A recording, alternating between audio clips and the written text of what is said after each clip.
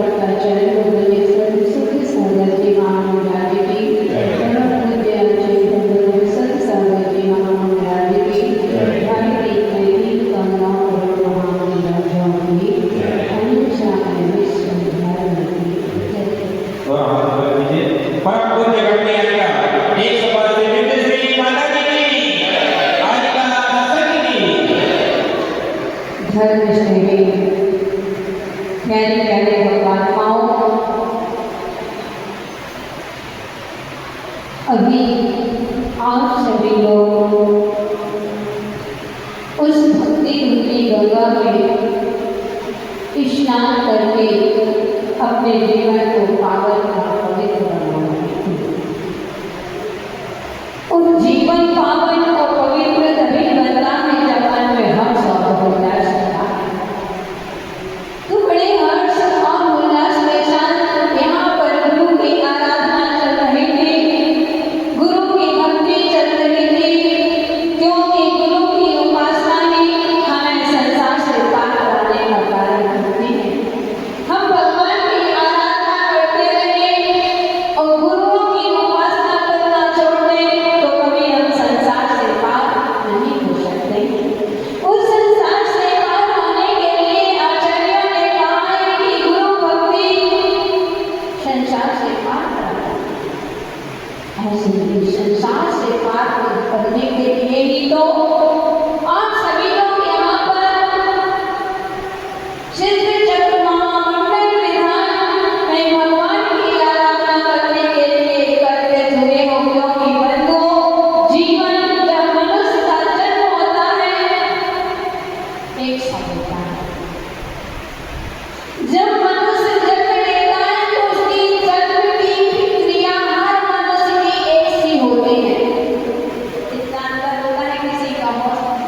Hospital में हुआ होगा, किसी का घर में होता है, किसी का परिवार में होता है, किसी का कहीं होता है, लेकिन जन्म की क्रियाएं सभी की एक सी होती हैं, होती नहीं।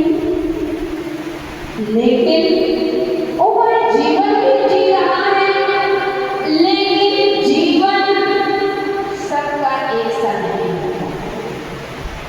जो जीने की कला है वह सबकी एक सी नहीं होती है, वह कला सबकी अलग अलग होती है।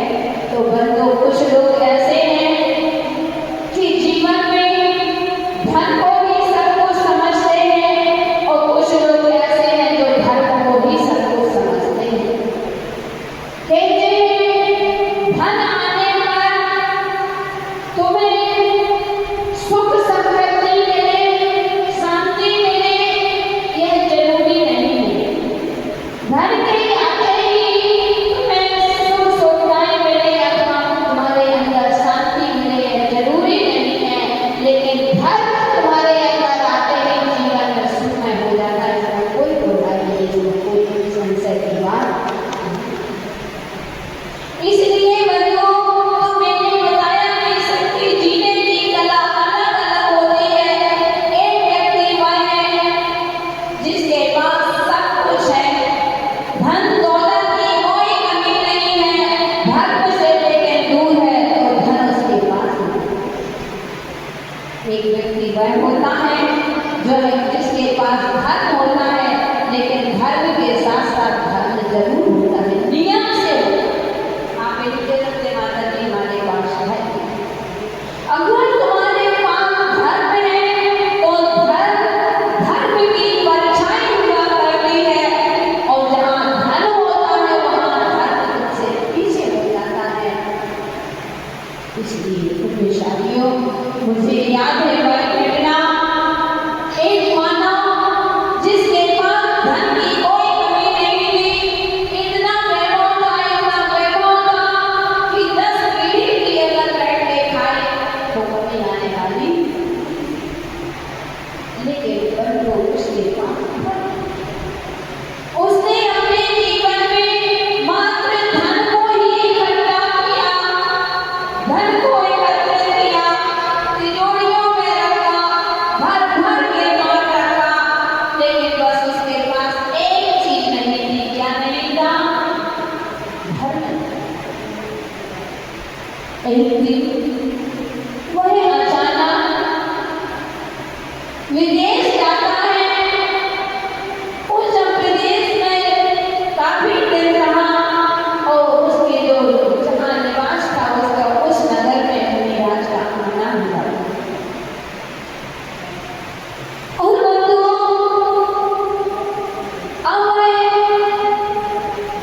जैसे ही रास्ते पर आ रहा था, अकेला था, और उसको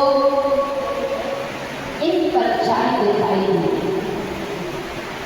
एक सफेद वस्त्र पहने हुए कोई ऐसा लगा कि सामने सफेद वस्त्र में, धवल वस्त्र में कोई यहाँ पर खड़ा हुआ। तो वह मानव कहता है, तुम कौन हो?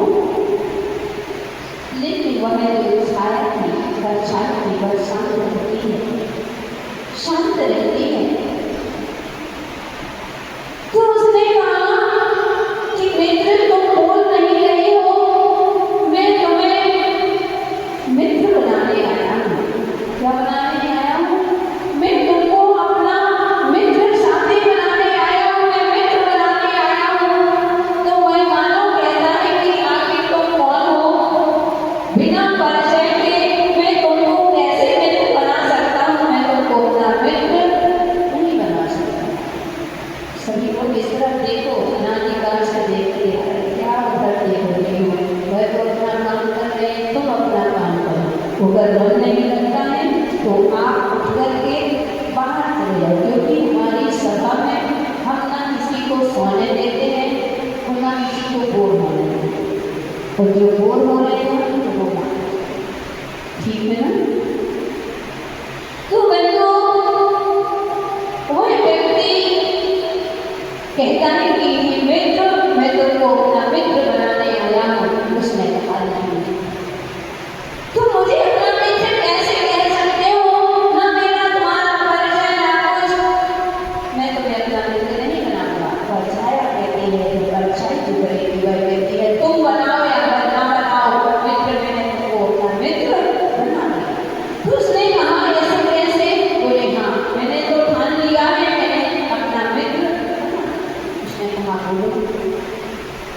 अब क्या करूं? बोले कुछ नहीं, अब तुमने बना ही लिया है तो एक बात ध्यान रखना, जब भी तुम मुझे लेने आओ, मेरे पास आना, मुझे लेवाने आना, लेने के लिए आना, तो मुझे कुछ ना कुछ संदेश जरूर दे देना, जिससे मैं भगवान की भक्ति कर सकूं, आराधना कर सकूं, उपासना कर सकूं, अपने जीवन में दान पुण्य कर सकूं, धर्म कर सकूं, क्योंकि मैंने आज तक कभी धर्म नहीं किया, दान नहीं किया, मैंने भगवान की आराधना भक्ति कुछ भी नहीं की। इसलिए जब भी आना तो मुझे संकेत करके आना, क्योंकि मैं कहते हैं जब जागो तभी सवेरा। तो मैं लास्ट में जाग जाऊंगा, कुछ तो अपने मैंने सब कुछ दूसरों के लिए किया है, लेकिन मैं कुछ अपने लिए तो कर जाऊंगा, तब मैं आपके साथ चलूंगा। वही कहता है ठीक है, मैं तुमसे वादा करता हूँ, वचन देता हूँ कि जब भी मैं आऊंगा तो तुमको पहले संकेत करूंगा, जब संकेत आएंगे तो तुम धर्म ध्यान कर लेना कि मेरा अब समय आ चुका है। ठीक और परछाई अलग हो जाती है। वह मानव जैसे ही घर आया, एक दो दिन तो उदास था, क्योंकि उसकी दोस्ती किससे हो चुकी थी? यमराज से। यमराज का नाम सुनते ही घबरा गया था, लेकिन दोस्ती तो हो ही गई है, अब तो उसमें कोई बचाने वाला है नहीं है। उदास था और धीरे धीरे धीरे धीरे वह भी भूल गया कि मेरी दोस्ती किसी यमराज से जो काफी दिन हो गए, वर्षों हो गए, वह तो अपनी उसी में मगन, मनी मनी मनी मनी इधर से मनी, पैसा खाए पैसा खाए पैसा, पैसा को कमाने में लगा हुआ है, और उसके बाद घर ना कुछ भी नहीं, उसने अपने लिए कुछ भी नहीं किया, जो कुछ किया दूसरों के लिए किया। एक दिन ऐसा हुआ कि वह यमराज में सो रहा था, तो यमराज आता है और उसको हाथ रखता है, बोले उठो मित्रों चलो। बोले कहाँ चलो? कौन? तो जैसे ही आंखें खोल के देखता है, देखा सामने यमराज, वही तो घबरा गया। बोले कि मित्र तुम झूठ बोलते हो, तुमने मुझे वचन दिया था, तुमने वादा किया था, तो तुम अपने वादा से मुक्त हो गए, तुमने अपना वचन तोड़ा, तुमने कहा था जब मैं आऊंगा तो संकेत दे करके आऊंगा, लेकिन तुमने एक भी संकेत नहीं दिए, और तो मेरे पास आ गए कि आपने बहुत बड़ा गलत काम किया। वह कहता है हे मित्र, मैंने कोई गलती नहीं की, मैंने अपना वचन पूरा निभाया है, मैंने तुमको एक नहीं, दो नहीं, तीन नहीं, चार संदेशा भेजा है, लेकिन तुम नहीं समझे, तो मैं तो तुमको लेने तो आऊंगा ही आऊंगा। उसने कहा कि मेरे पास कोई संदेशा नहीं आया, क्या संदेशा आपने भेजा? उसने कहा हे मित्र, सबसे मैंने तुम्हारे बाल सफेद कर दिए, संदेशा भेजा था, तुम्हारे बाल सफेद कर दिए कि अब जीवन का अंत होने वाला है, तो तुम अब हम जागो, तो भगवान की आराधना करो, अब पैसा ही ना कमाओ, अब पुण्य भी कमाओ, क्योंकि पैसा तो यही छूट जाएगा। एक ऐसी चीज है, पैसा कितना भी कमा लेना, पैसा तुम्हारे साथ जाने वाला नहीं है, अगर तुम्हारे साथ जाएगा तो पुण्य ही भाव में तुम्हारे साथ जा सकता है, और तुम्हारे साथ कुछ भी करने वाला नहीं है। उसने कहा मैंने तुम्हारे बाल सफेद कर दिए मित्र, लेकिन तुम इतने होशियार निकले कि बाजार में जाकर के क्या कराते आ गए?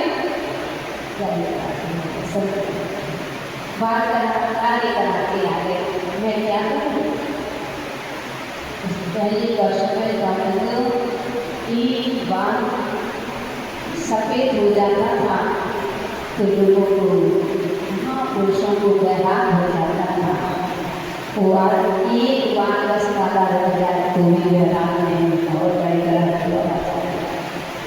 तो उसने कहा मैंने पहला संदेशा भेजा था कि तुम्हारे बाल सफेद कर दिए थे, कि अब क्योंकि बुंदेलखंड में जो भोजन करते हैं, निमंत्रण होता आपने देखा होगा, पहले बीच में बहुत सब कुछ पकवान पूरी आदि सब कुछ मिलेंगे, लेकिन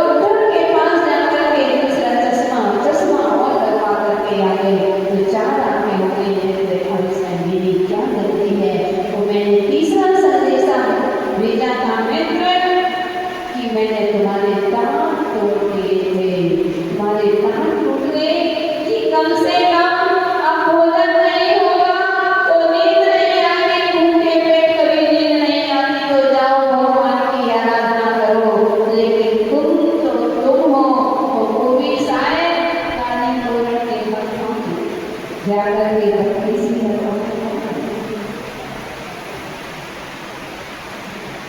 मैंने सोचा था तुम्हें अपने पूरी बड़ी सी लगवानी संदर्भ के लिए मैंने चौथा संदेशा भेजा था कि हमारे घुटनों में दर्द कर दिया था क्योंकि कम से कम अब बाजारों में मत हो अब इधर उधर मत जाओ अगर जाना है तो जाओ इन पैरों से मंदिर की वंदना कर लो तीर्थ यात्रा की वंदना कर लो जिससे तुम्हारे जीवन में अंत समय तक साथ जाएगी लेकिन मित्र तुमने मत कमर दर्द की और तुम्हारे पैर दर्द किए तुमने लिया तो मंदिर आना बंद कर दिया और जाता हुआ फोर व्हीलर का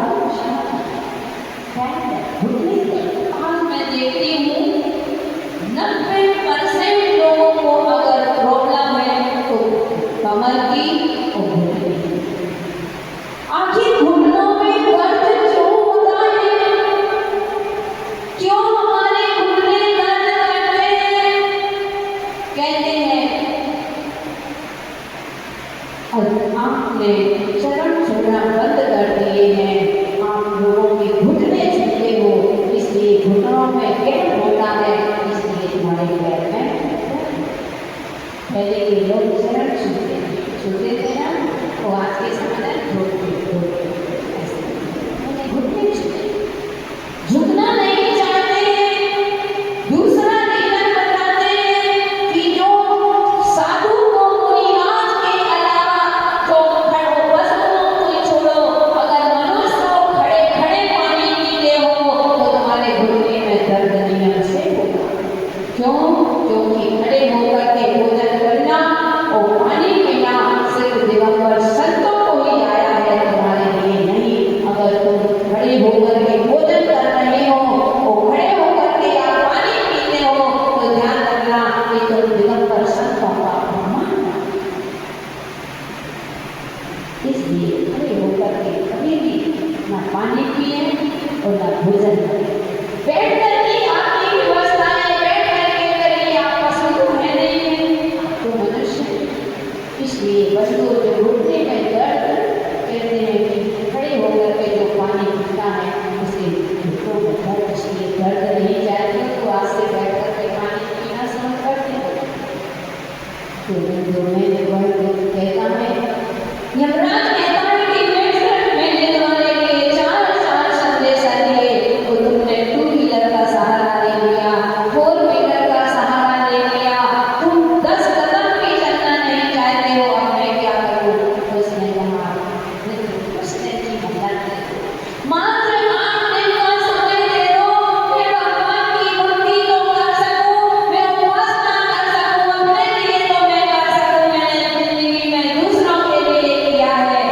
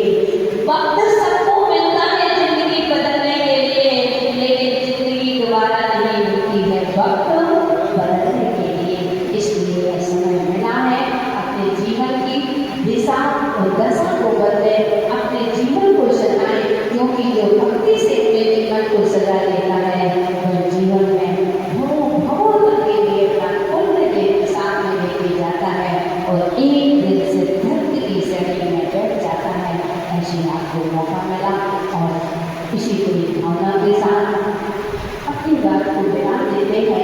एक सूचना, अगर आज यहाँ में कौन सा बार है? रविवार। आज यहाँ पर अगर सभी इंद्रगण व्यवस्थित होकर के एक साथ समय का अगर आप ध्यान रखते हैं तो इन्हें शायद रूप से नगर में कल्याण मंदिर स्तोत्र 44 दीपों से दीप आराधना करेंगे, बहुत अच्छा लगेगा। एक बार कल्याण मंदिर स्तोत्र की अपन भक्तांबर के 48 काव्यों की दीप आराधना करते हैं, लेकिन यहाँ पर 44 काव्यों के उन 5 नाम भगवान की आराधना करेंगे। बंधु, यह मैं आपको विश्वास दिला रही हूँ कि आपके जीवन में जो भी विपत्तियां आई हैं, जो भी संकट आ रहे हैं, जो भी अवसर आ रहे हैं, एक बार समय से भगवान की 44 दीपों से भगवान की दीप आराधना करो, मानसनाथ भगवान की दीप आराधना करो। देखो आपके काम कल से ही क्या, आज से ही जैसे करोगे तो आपको महसूस होगा कि हमारा काम करने लगा। लेकिन भावों से करना, अगर माता जी ने कहा तो देखते हैं, करके देखते हैं होता है कि नहीं। तो धर्म हमारा कोई वार्षिक पाउडर नहीं है कि पहले इस्तेमाल करो फिर विश्वास करो। धर्म हमारा वो जीवन अपनी बीमा है जो जीवन के साथ भी है और जीवन के, इसलिए विश्वास के साथ करेंगे भगवान की आराधना। अरुण भैया जी ठीक है ना? तो यहाँ पर ठीक साथ और भैया तो भैया जी कराएंगे, हम नहीं आएंगे, हमको बुलाना है तो ठीक 7 बजे प्रारंभ हो जाएगा। अगर आपने देर करी तो फिर एक के पीछे सबको दोस्त, ठीक है ना?